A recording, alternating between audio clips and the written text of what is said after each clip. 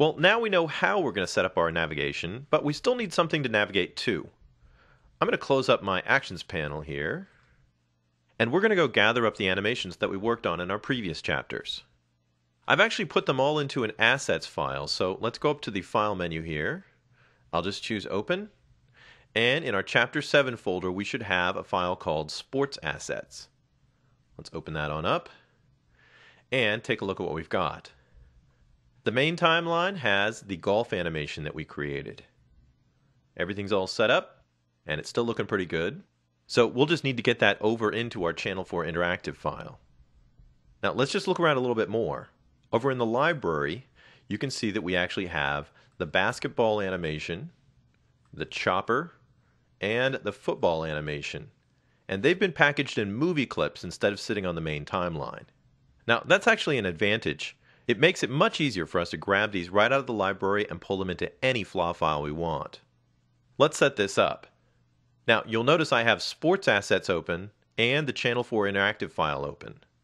When we open the library panel, we're normally seeing the library associated with the FLA file that we have selected.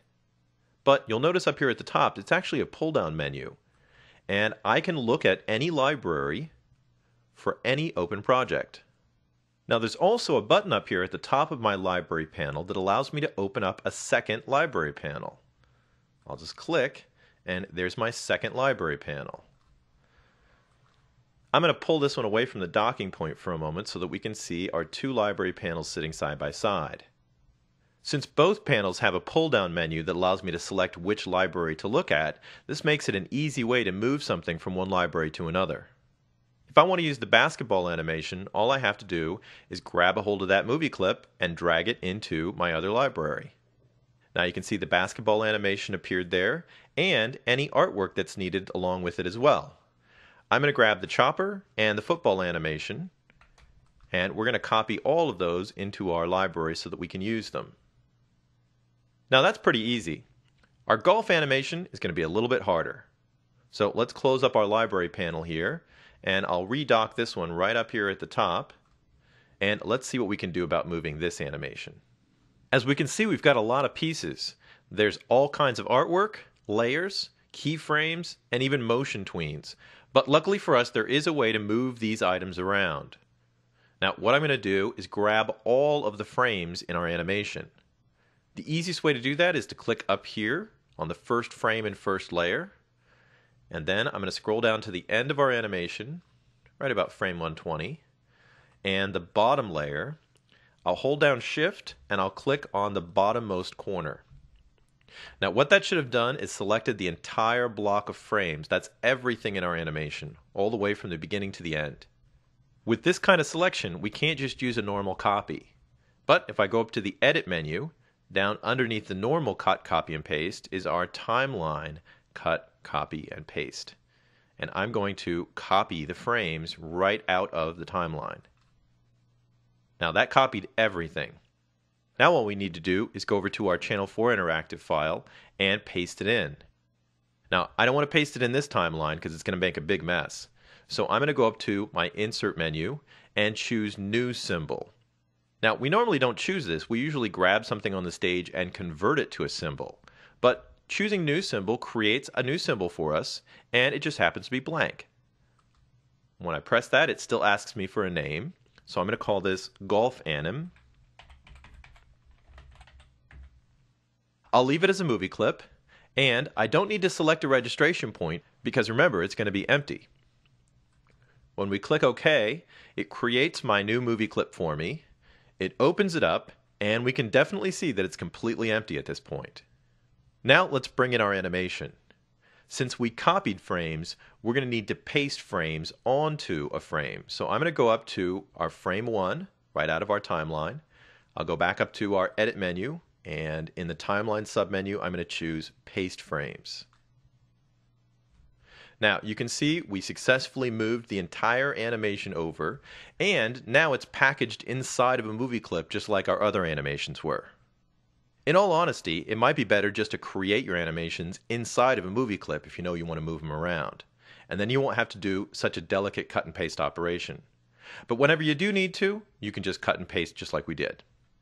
Now that we've got a few movie clips to work with, let's go back to scene 1 and we can drop our content in. Since we were setting up the news button, let's finish that off. I'm going to go over and add a layer for our news. So I'll click on the buttons layer, press the insert new layer, and it goes right above buttons, and we'll name that news. I'm going to go up to our library, and I'm going to drag out our Chopper 4 animation right into our new news layer. We'll just select our news movie clip, and I'll move it down so it's resting right on the bottom of the stage, and we have a little bit of space between our buttons and the object. Now, as you can see, that's covering up our welcome text, so we're going to need to move our keyframes around a little bit. I want to make sure my news pops up after the logos have come in, so I'm going to select that first frame, and then with it selected, I'm going to drag it over to, let's say, about frame 35. Now, as you can see, the news won't appear at the beginning of the animation, and it'll drop right into place at frame 35. Now, I don't want my start text here all the time either. I actually want to remove it, even though it's being nicely covered up by our news animation. Well, we can do that by going to the same start frame in our start page text layer and inserting a blank keyframe. I'll do that from my menu up here at the top. We'll go to the timeline submenu. I'll insert a blank keyframe, and as you can see, what that does is actually removes the text from the rest of the animation. Blank keyframes are a great way to get something to disappear from the stage. Now, as you can see, frame 35 in my timeline is where our news is going to show up. So all I need to do is go back to the keyframe we created for our news label, and I'm just going to select that and drag it down to frame 35. We've already set our button up to go to frame 35, so all we should have to do now is test our movie.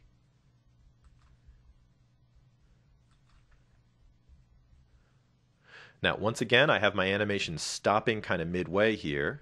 But when I click the news button, the news comes up, and we're also seeing our animation looping there in the playback. It is interesting to note the actual action script we used on our button. The action script said go to and stop, so it's actually moving to frame 35 and stopping in that location. But since we're only stopping this timeline, we can see that the copter timeline, which is sitting right here on the news layer, is just going to loop and play as long as we're sitting there. So it allows us to get a playing animation and a stopping animation at the same time.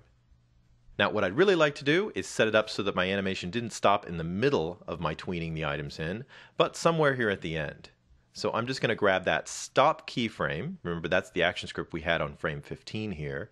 And if I just move that down a little bit, let's say to frame 30, now my animation will play right up here at the beginning and stop, giving our users time to see the animation for the logo, read the welcome text, and decide which button to press. And that's how a basic navigation system is going to work.